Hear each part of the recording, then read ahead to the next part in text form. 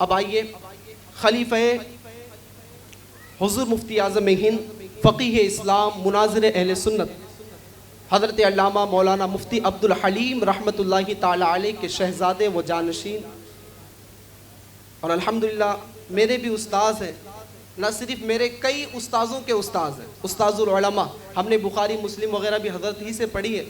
انشاءاللہ عز و جل ہم ان کے قیمتی ملفوظات سے انشاءاللہ عز و جل جتنا حضرت وقت عطا فرما دے سننے کی سعادت حاصل کریں گے، پھر انشاءاللہ عز و جل اس کے بعد ہم بچوں کی گلپوشی وغیرہ کرنے کی طرف بڑھیں گے۔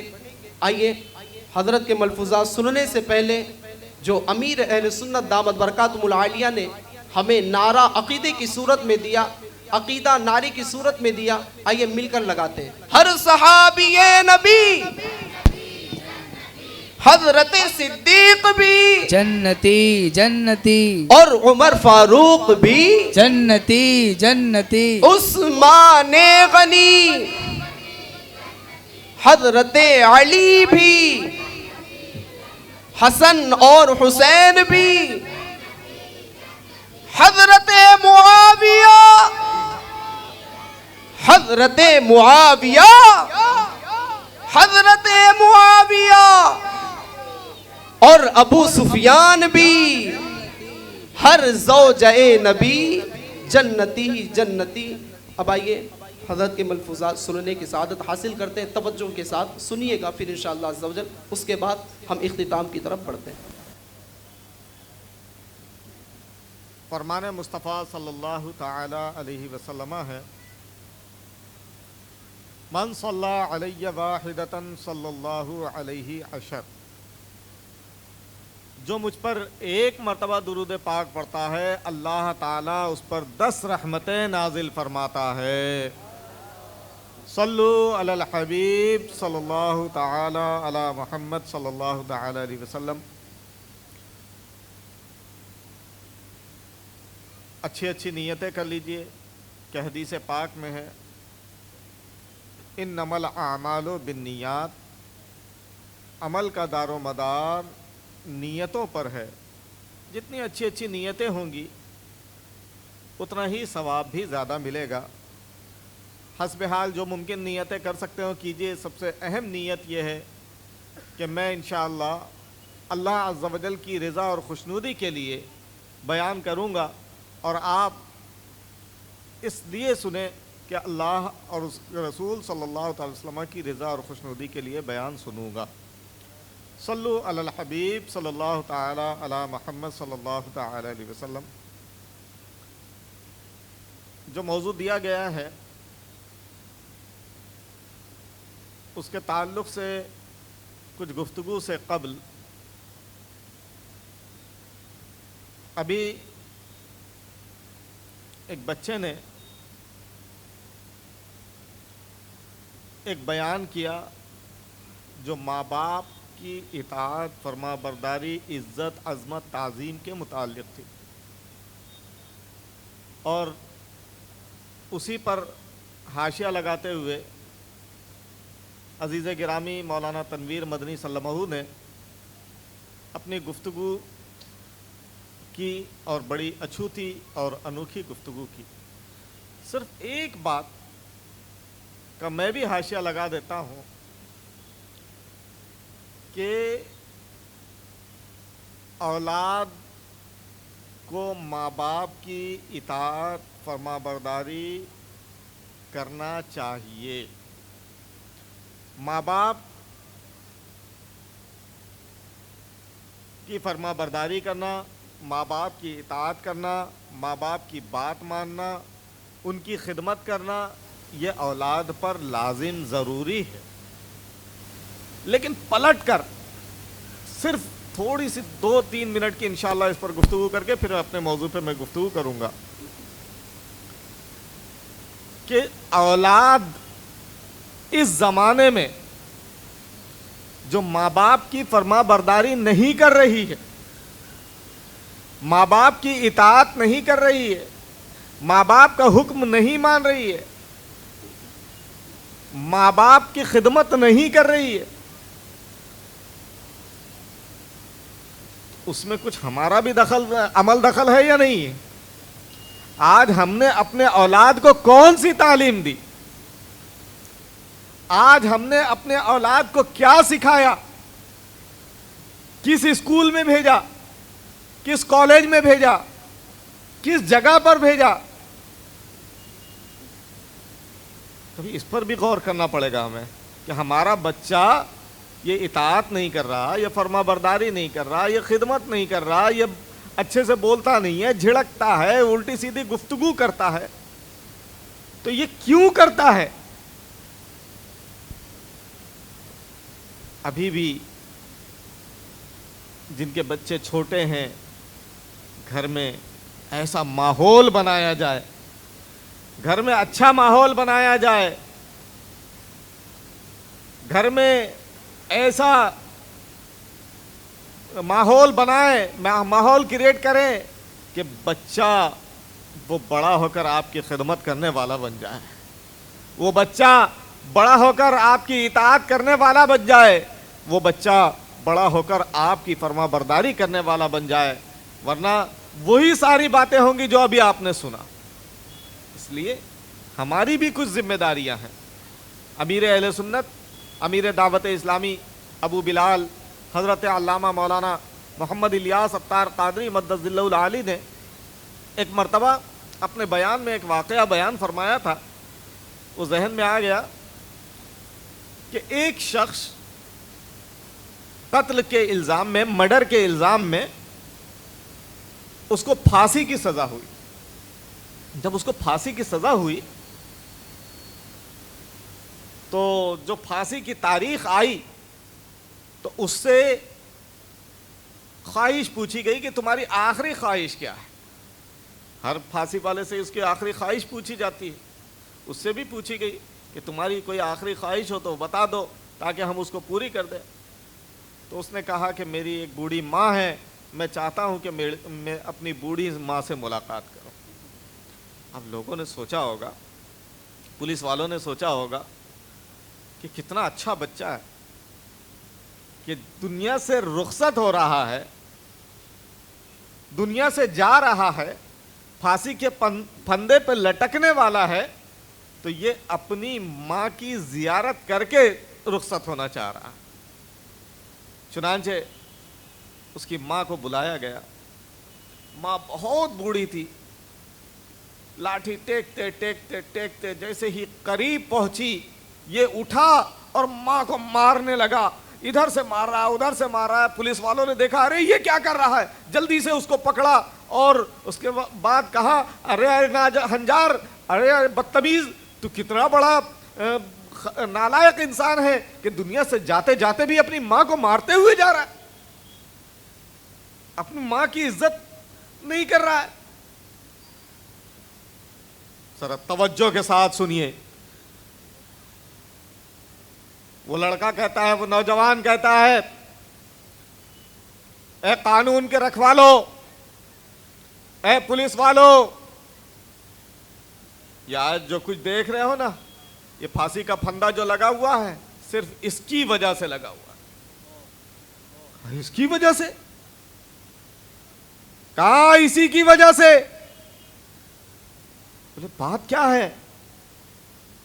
کہنے لگا کہ میں چھوٹا سا ننھا منا بچہ تھا، میری جب اسکول جانے کی عمر ہوئی، میں کچھ دنوں تک اسکول جاتا رہا۔ ایک دن میں جب اسکول گیا تو میرے کلاس میٹ کی ایک اسکیل مجھے بہت پسند آ گئی، پینسل پسند آ گئی۔ میں نے چپکے سے وہ پینسل اس کے بیگ سے نکالا اور اپنے بیگ میں ڈال لیا، اس کے بیگ میں ڈال کر اپنے بیگ میں لے آیا، اپنے بیگ اس کے بیگ سے نکال کر اپنے بیگ میں ڈال کر گھر لے آیا۔ گھر میں لایا اور کہا، امی جان دیکھیے کتنی خوبصورت پینسل ہے، بیٹا کہاں سے لے کر آئے؟ کہا وہ میرا کلاس میٹ ہے، اس کی پینسل مجھے پسند آ گئی، میں اٹھا کے لے آیا۔ ماں مسکرا کر رہ گئی، ماں مسکرا کر رہ گئی۔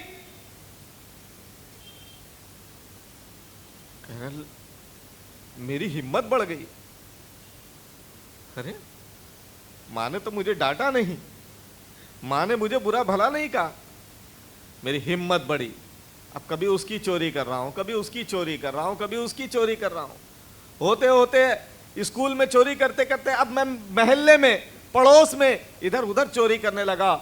जब मैं और जैसा जैसा बड़ा होता गया, जवान होता गया, अब मैं शहर के अंदर चोरी करने लगा। चोरी करते करते एक दिन ऐसा आया कि मैं एक घर में चोरी कर रहा था, किसी ने मुझे देख लिया, मैंने उसको देखने की वजह से उसको मार डाला, उसका मर्डर कर डाला, और फिर मुझ पर केस चला। केस चलने के बाद आखिर ये मुझे भी फांसी की सज़ा हुई। ये फांसी की सज़ा जो मुझे मिल रही है इसी माँ की बदौलत है।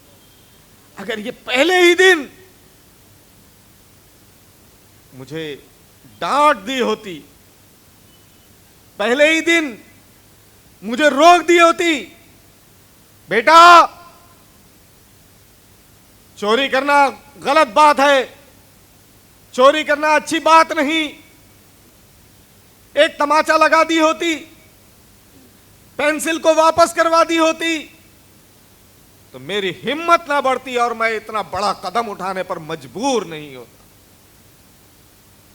माँ बाप को भी गौर करना चाहिए, औलाद को भी गौर करना है कि हमें माँ बाप के साथ क्या सलूक करना है, और माँ बाप को भी अपने औलाद की सही तालीम, सही तरबियत करना है।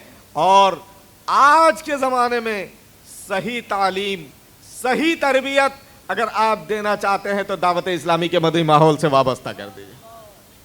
ये छोटे छोटे नन्हे मुन्ने बच्चे आपको नजर आ रहे हैं, दावत इस्लामी के माहौल में ये क्या सीख रहे हैं आपने देखा?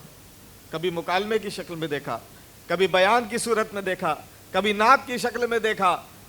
मुख्तलिफ तरीकों से इन बच्चों ने आपके सामने स्पीच दी, बयान किया। यही तो दावत इस्लामी सिखा रही है। दावत इस्लामी दरअसल कुरान और सुन्नत की आलमगीर तहरीक है। ये कुरान के पैगाम को आम कर रही है। जी हाँ, वही कुरान जो मेरे आका सल्लल्लाहु ताला अलैहि वसल्लम पर नाजिल हुआ था, वो कुरान जिसका पढ़ना इबादत है, जिसका देखना इबादत है, जिसका छूना तक इबादत है। प्यारे इस्लामी भाइयों, वो कुरान जब नुज़ूल हुआ इस कुरान का, तो मुशरिकीन मक्का इस कुरान पर एतराज़ात किया करते थे, तरह तरह के एतराज़ात करते और कुरान की अहमियत को घटाने की कोशिश करते। लेकिन ये कुरान का मौजज़ा था कि रोज़ बरोज़ इसके पढ़ने वालों की तादाद बढ़ती जा रही थी। और फिर जब इन लोगों ने कुरान पर एतराज़ात किए तो कुरान ने कहा अच्छा एक सूरत वैसी लेके आ जाओ। एक सूरत नहीं ला सके, कहा चंद आयतें लेके आ जाओ, चंद आयतें भी ना ला सके। कहा अच्छा एक छोटी सी सूरत, इतना आयत इना कल कौसर, उसके मुताबिक ले आओ, उसके मुताबिक भी लेके नहीं आ सके। तो अब जब हर तरफ से हार गए ये, तो इन्होंने अब इनके जो अरब वाले थे, अरब का माना ही होता है ज़बान वाला, यानी अपने आप को बहुत ज़्यादा स्मार्ट समझते थे, ज़बानदार समझते थे, और हम अजमी हैं यानी गूंगे। तो ये अरबी दूसरे को, यानी इनका ये बड़े फसीह बलीग हुआ करते थे। अब इतने बड़े फसीह बलीग उनके सामने जब कुरान आया, कुरान का मुकाबिल तो ना ला सके, तो अब कुरान में गलतियां ढूंढने लगे, कुरान में ऐब तलाश करने लगे। लेकिन कुरान अल्लाह की तरफ से नाजिल करदा कुरान किताब थी। ढूंढते ढूंढते थक गए, कुछ नहीं मिला। इनके किसी एक दो ने 3 लफ्जों पर, पूरे कुरान के अंदर 3 लफ्जों पर एतराज किया कि ये 3 लफ्ज जो कुरान के अंदर हैं ये अरबी जबान में गैर मुस्तामल है, अब इसका इस्तेमाल मतरूक हो चुका। एक था हुजुआ, ایک کبارہ اور ایک تھا، 3 الفاظ تھے انشاءاللہ. تو یہ 3 الفاظ انہوں نے اپنے ڈھونڈ ڈھانڈ کر لائے. اب جب ڈھونڈ ڈھانڈ کر یہ 3 الفاظ لے کر آئے تو مسلمانوں کو چیلنج کیا. میرے آقا صلی اللہ تعالی وسلم نے فرمایا کہ ایسا ہے تم اس کو، یہ عربی زبان میں مستعمل ہے، درست ہے، اگر تم چاہو تو جس سے فیصلہ کروانا چاہو اس سے فیصلہ کروا لو. اب یہ ڈھونڈنے لگے کہ فیصلہ کون کرے. فیصلہ کروانے کے لیے ڈھونڈنے لگے تو ڈھونڈتے ڈھونڈتے یہ ایک دیہات میں پہنچے. شہر کی جو زبان ہوتی ہے نا وہ مکس زبان ہوتی ہے. کوئی عربی، جیسے ابھی ہم یہاں پہ بولتے ہیں بامبے میں، تو عربی بھی بولتے ہیں، اردو بھی بولتے ہیں، مراٹھی بھی بولتے ہیں. ایسے مکس زبان ہم اردو زبان میں بھی استعمال کرتے ہیں. ایسے ہی جیسے مراٹھی زبان ہے جو گاؤں دیہات میں، ہمارے مہاراشٹر کی جو زبان ہے مراٹھی زبان، وہ گاؤں دیہات میں شولاپور اور ادھر اس طرف جو بولی جاتی ہے وہ یہاں نہیں بولی جاتی. ایسے ہی عرب کی زبان جو گاؤں کے اندر بولی جاتی تھی وہ زبان شہر کے اندر نہیں بولی جاتی تھی. چنانچہ گاؤں سے ایک بہت ہی بوڑھے شخص کو اٹھا کر لایا اور وہ بوڑھا شخص آیا لاٹھی ٹیکتے ٹیکتے. جب میں مجمع لگا ہوا ہے، کفار کہہ رہے ہیں آج تو فیصلہ ہونا ہے. اچھا وہ لاٹھی ٹیکتے ہوئے آیا، وہ مسلمان نہیں تھا. ٹیکتے ٹیکتے آ رہا ہے، کفار خوش ہیں کہ آج تو فیصلہ ہو جائے گا، آج مسلمانوں کے قرآن کے خلاف ہم جیت جائیں گے. قریب آیا، جیسے ہی قریب آیا میرے آقا صلی اللہ تعالی وسلم نے اس بوڑھے کو رسپیکٹ دیتے ہوئے کہا اجلس ہونا، یہاں تشریف رکھیے، یہاں بیٹھیے. ابھی وہ بیٹھنے جا رہا تھا کہ میرے آقا صلی اللہ علیہ وسلم نے فرمایا لا لا لا اجلس ہونا، یہاں مت بیٹھو، یہاں بیٹھو. ابھی پھر وہ اٹھا دوسری طرف جا کے ادھر بیٹھنے لگا. ابھی وہ بیٹھنے کے لیے جھک ہی رہا تھا، میرے آقا صلی اللہ علیہ وسلم نے فرمایا لا لا لا اجلس ہونا، یہاں مت بیٹھو، یہاں بیٹھو. وہاں بیٹھنے جا رہا تھا، میرے آقا صلی اللہ علیہ وسلم نے اسے چوتھی جگہ بیٹھنے کے لیے کہا. جب 2-3 مرتبہ میرے آقا صلی اللہ علیہ وسلم نے اس طرح سے کیا تو کہنے لگا کہ یا محمد انا شیخ عجوز، انا شیخ کبارہ، انا شیخ عجوز وتتخذون ہزوا، ھذا شیء عجاب. یہی 3 الفاظ پہ ان کو اعتراض تھا. بعض روایتوں میں عجوز ہے، بعض روایتوں میں کبارہ، اور دوسرا تھا عجاب، تیسرا تھا ہزوا. ابھی اس کے سامنے، اچھا اس کو بتایا بھی نہیں گیا تھا کہ کس لیے لایا جا رہا ہے، اور آتے ہی میرے آقا صلی اللہ تعالی وسلم کا معجزہ کہ اس نے ابھی بیٹھا بھی نہیں اور اعلان کر دیا کہ یہ تینوں الفاظ عرب کا دیہاتی بھی بولتا ہوا نظر آ رہا. اعلیٰ حضرت امام اہل سنت فرماتے ہیں تیرے آگے یوں ہے دبے لچے فصحا عرب کے بڑے بڑے، تیرے آگے یوں ہے دبے لچے فصحا عرب کے بڑے بڑے، کوئی جانے منہ میں زبان نہیں بلکہ جسم میں جان نہیں. میرے آقا صلی اللہ تعالی وسلم پر نازل ہونے والی قرآن کا یہ عالم ہے. ایک مرتبہ صدر الافاضل حضرت علامہ مولانا نعیم الدین مراد آبادی رحمۃ اللہ تعالی علیہ کا ایک غیر مسلم سے مناظرہ ہو رہا تھا. وہ غیر مسلم جب مناظرے کے لیے بیٹھا تو کہنے لگا مولانا کیا مناظرہ کرو گے مجھ سے. دیر تک وہ ادھر ادھر کی باتیں کرنے لگا. حضرت مولانا نعیم الدین مراد آبادی رحمۃ اللہ علیہ نے فرمایا کہ ٹھیک ہے میں نے اب سن لیا، اب آؤ مناظرہ کرنے کے لیے. پبلک جو آئی ہے وہ مناظرہ سننے کے لیے آئی ہے، نہ کہ تمہارا بھاشن سننے کے لیے. کہنے لگا کیا مناظرہ کرو گے؟ تم میری کتاب کا، میری دھارمک کتاب کا کچھ حصہ پڑھ کر سنا دو، میں تمہارے قرآن کو کے 15 پارے اپنے سینے میں محفوظ رکھا ہوا ہوں. مولانا نعیم الدین مراد آبادی نے کہا یہی تو میرے قرآن کا معجزہ ہے کہ ایک غیر مسلم اس کو میرے نبی کے قرآن کے 15 پارے یاد ہیں. کہا اچھا تم مجھ سے مطالبہ کر رہے ہو کہ تم اپنی قرآن تم میرے نبی تم اپنی دھارمک کتاب کو سنا دو. تم ایسا کرو کہ جس کتاب کو سنانے کا تم مجھ سے مطالبہ کر رہے ہو تم خود ہی سنا دو اپنی کتاب کو. اب وہ آئے بائیں شائع کرنے لگا, کیونکہ اس کو اپنی کتاب کا نام بھی لے سکتا تھا, لیکن حالات کے پیش نظر نام نہیں لے رہا ہوں. تو اس کو اپنی کتاب کا علم نہیں, اپنی کتاب یاد نہیں, لیکن ہمارے آقا پر نازل ہونے والی کتاب قرآن پاک یاد ہے.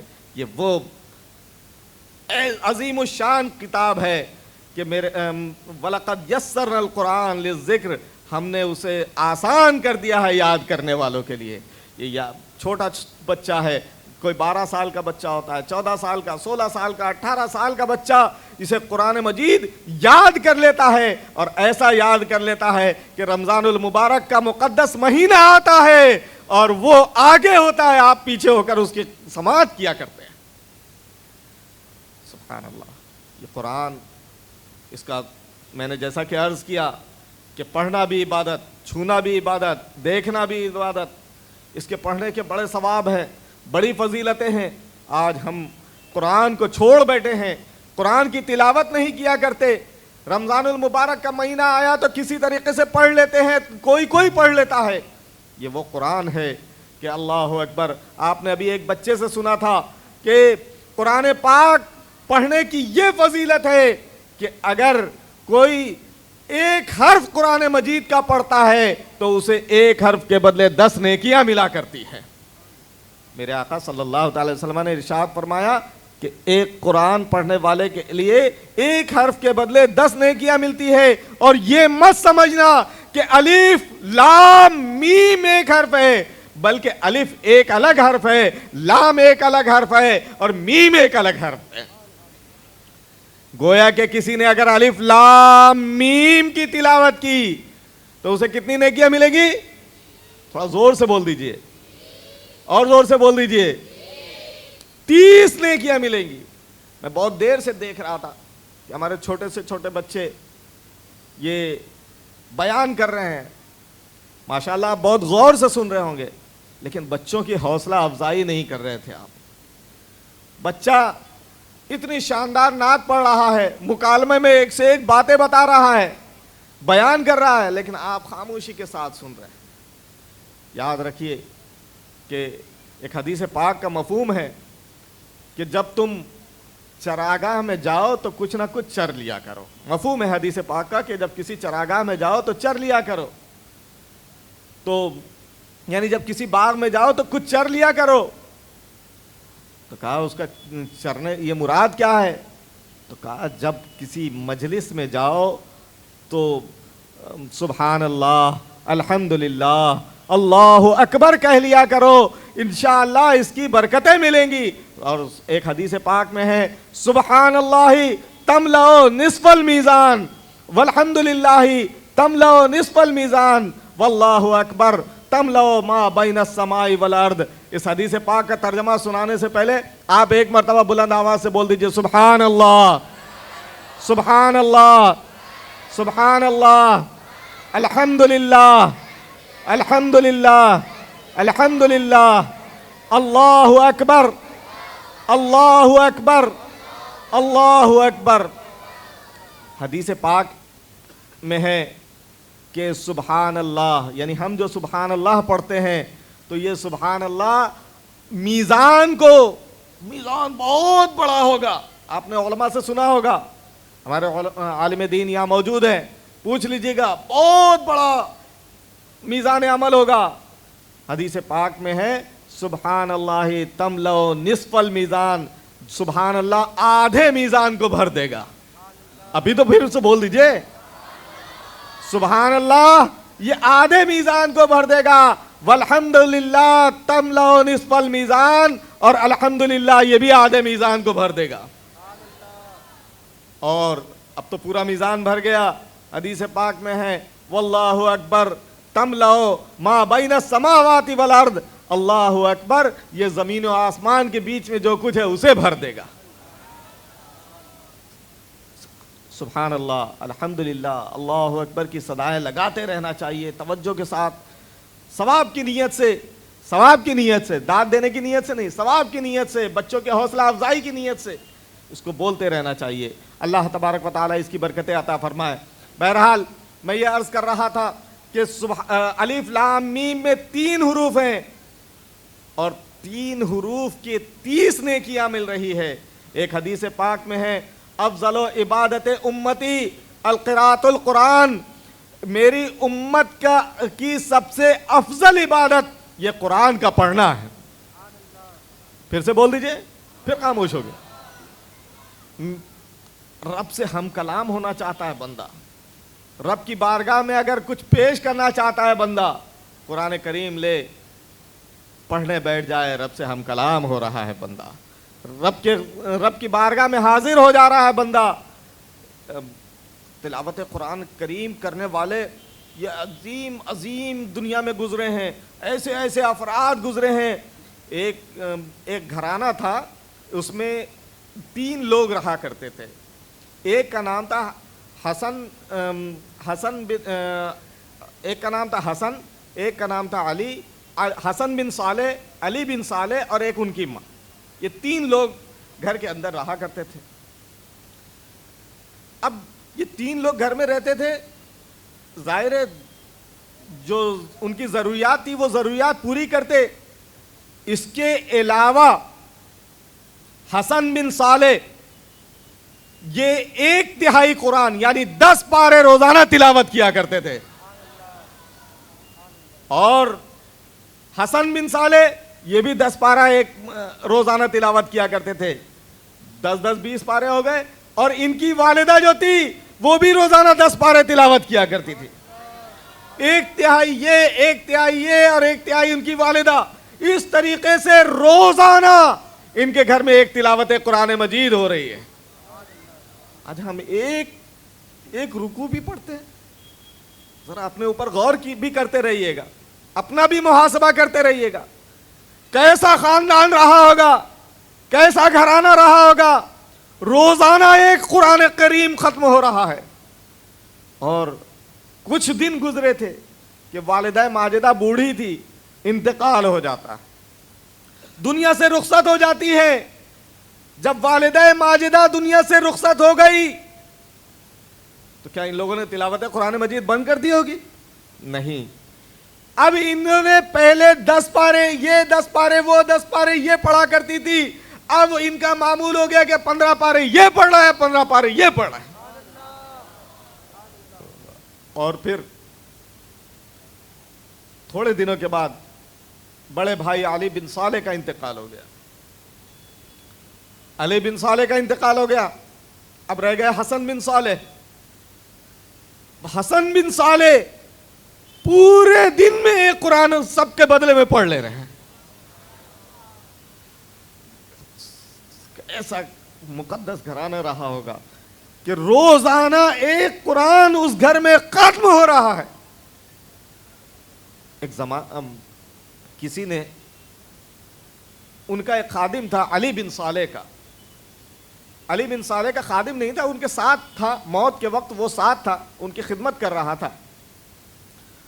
تو وہ شخص کہتا ہے کہ نزع کا جب عالم تھا، طبیعت بہت شدت کی خراب تھی علی بن صالح کی، تو اس وقت علی بن صالح نے مجھے آواز دے کر پانی طلب کیا۔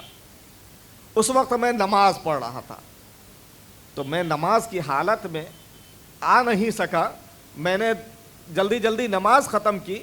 نماز ختم کر کے میں علی بن صالح کے پاس پانی کا پیالہ لے کر آیا۔ علی بن صالح نے کہا کہ اے میرے دوست، میں نے پانی پی لیا ہے، مجھے جبریل امین نے پانی لا کر پلا دیا ہے۔ اور یہ بھی فرمایا کہ اللہ تبارک و تعالیٰ کے مقدس اور صالح بندے، انبیاء، شہداء، صدیقین اور صالحین ہے۔ اے علی بن صالح، تمہارا بھائی اور تمہاری والدہ بھی انہی میں داخل ہے۔ किस चीज की बरकत इन्हें मिली थी, इन्हें किस चीज का इनाम मिला था कि मौत के वक्त जिब्रील अमीन पानी का प्याला लेकर इन्हें पिला रहे हैं। लोग सोचेंगे कि जिब्रील अमीन तो वही लेकर आया करते थे, सिलसिला मुनक़ते हो गया। हदीस पाक में है, कुरान पाक में है, तनज़्ज़लुल मलाइकतु वर्रूह, फरिश्ते और रूह यानी हज़रत जिब्रील शब क़द्र में नाजिल होते हैं। और भी बाज़ रिवायतों में है कि जो नज़ा के वक्त बावजू रहता है, यानी जिस मौत के वक्त, जब सकरात के वक्त बावजू होता है, तो उसकी रूह निकलने के वक्त जिब्रील अमीन अलैहिस्सलातु व तस्लीम वहाँ मौजूद हुआ करते हैं। बहरहाल ये कितना बड़ा इनाम था इनके लिए। ए मोहतरम और प्यारे इस्लामी भाइयों, ज़रा गौर कीजिए कि कैसा कैसा इनाम मिल रहा है।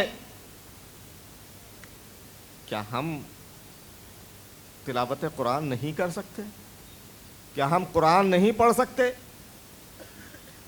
यकीनन पढ़ सकते हैं। नहीं आता है, सीख सकते हैं। एक और वाक़या मुझे याद आया कि एक शख्स था, उसका इंतकाल हुआ, उसकी कब्र खोदी जाने लगी। जब कब्र खोदी जाने लगी तो उसके बाजू में एक कब्र थी, उसकी ईंट खिसक के खुल गई। जब उसकी ईंट खिसक के खुल गई तो क्या देखा, कब्र के अंदर एक अजीब गरीब मंजर है कि मरने वाले की लाश जूं कि तू सलामत है, सफेद कफन उसके जिस्म पर बिल्कुल वैसे ही मौजूद है, चेहरा खुला हुआ है, चेहरे पर 2 शाखें हैं और उन 2 शाखों से कुछ टपक रहा है जो उसके मुंह के अंदर जा रहा है। जब ये मंजर लोगों ने देखा तो झांक कर देखा कि ये कौन शख्सियत है, तो देखा अरे ये तो फला महल्ले के फला साहब है जिनका चंद दिनों पहले इंतकाल हुआ। उसके घर गए, उसके घर जाकर उसकी बीवी से पूछा कि तुम्हारे शौहर नामदार का क्या अमल था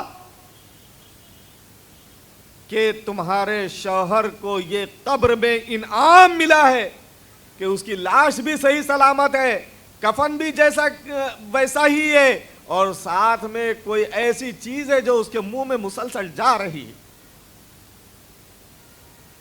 तो उसकी बीवी ने, उसकी अहलिया ने अर्ज किया कि मेरा शौहर बिल्कुल ही जाहिल था, कुरान पढ़ा लिखा नहीं था, उसको कुरान पढ़ना नहीं आता था और वो मेहनत मजदूरी करके कमाता था। जब घर आता कुरान पढ़ना चाहता, लेकिन उसको कोई कुरान पढ़ाने वाला ना मिला। वो कुरान खोलता, वो वजू करता, कुरान खोलता, सर पे रखता, उसको चूमता और कुरान पर हर सफ़े पर हाथ फेरता और फरमाता, ऐ मेरे रब मुझे पढ़ना नहीं आता, लेकिन जो तूने फरमाया वो सब का सब सच है, वो सब का सब हक है, वो सब का सब दुरुस्त है। इसी तरीके से वो उंगलियां फेरता जाता, फेरता जाता, फेरता जाता, सफ़ात के सफ़ात पलटता जाता, पलटता जाता, यहाँ तक कि कुरान मजीद ख़त्म कर लेता, फिर आंखों से लगाता, होठों से लगाता, सर पे रखता और उसको जुज़दान में लपेट कर ताक पर सजा दिया करता था। मुझे उम्मीद है कि मेरे शौहर का ये अमल रब को पसंद आ गया और उसे कब्र में ये इनाम मिल गया। प्यारे और मोहतरम इस्लामी भाइयों, कब्र क़यामत का दिन होगा। कुरान पढ़ने वालों के ताल्लुक से कुरान सिफारिश करेगा, मौला ये मेरा पढ़ने वाला है, तू इसको करामत का लिबास, इसकी इज्जत फरमा। अल्लाह तबारक व तआला उसको करामत का लिबास अता फरमाएगा। फरमाएगा कुरान, ए मौला और इजाफा फरमा दे, तो उसे इज्जत का लिबास अता फरमाएगा और फिर उसके बाद उसे जन्नत में दाखिले का हुक्म फरमा देगा।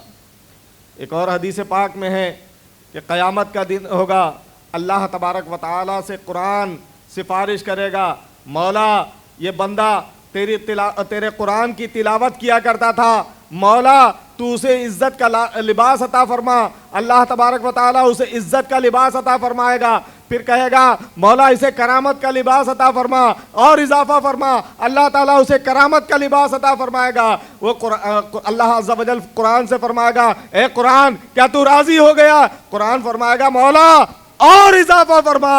اللہ تبارک و تعالیٰ فرمائے گا اے بندے جنت میں داخل ہو جا، قرآن پڑھتا جا، اور جہاں تک کہ تو قرآن پڑھتا جائے وہ ساری جگہ تیرے لیے۔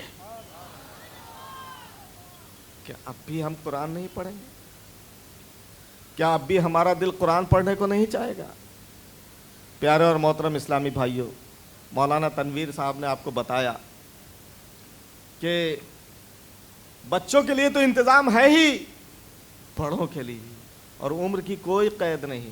اطلبوا العلم من المہد الی اللحد، علم حاصل کرو ماں کی گود سے لے کے قبر کی گود تک۔ لہذا پیارے اور محترم اسلامی بھائیوں، قرآن پڑھیے۔ اپنی نماز درست کرنا ہر ایک کے لیے ضروری ہے، اور اس کے لیے نماز درست کرنے کے لیے قرآن بھی آپ کو پڑھنا پڑے گا۔ اس لیے آئیے، دعوت اسلامی یہ متعدد شعبہ جات میں کام کر رہی ہے۔ اس کے ہندوستان بھر میں 80 سے زائد شعبہ جات ہیں۔ جامعۃ المدینہ جہاں عالم بنایا جاتا ہے، پھر عالم بنانے کے بھی الگ الگ کئی ڈپارٹمنٹ ہیں۔ عالم ایک تو وہ ہے عالم بنانے کا جو شعبہ ہے کہ وہ مدرسہ میں رہ کر بچے پڑھتے ہیں اور وہاں علم دین حاصل کرتے ہیں۔ پھر ایک شعبہ آن لائن ہے کہ آن لائن آپ کے پاس جو وقت ہے وہ وقت میں آپ کو عالم بنایا جا رہا ہے۔ آپ اپنے گھر بیٹھے اگر آپ کے پاس فون ہے، اس فون کے ذریعے، انٹرنیٹ کے ذریعے آپ عالم بن سکتے ہیں۔ اسی طریقے سے مدرسۃ المدینہ کا بھی یہی حال ہے۔ مدرسۃ المدینہ آپ چھوٹے بچے ہیں ان کے لیے جز وقتی مدرسہ ہے، کل وقتی مدرسہ ہے۔ یہ دو الگ الگ ڈپارٹمنٹ ہو گئے۔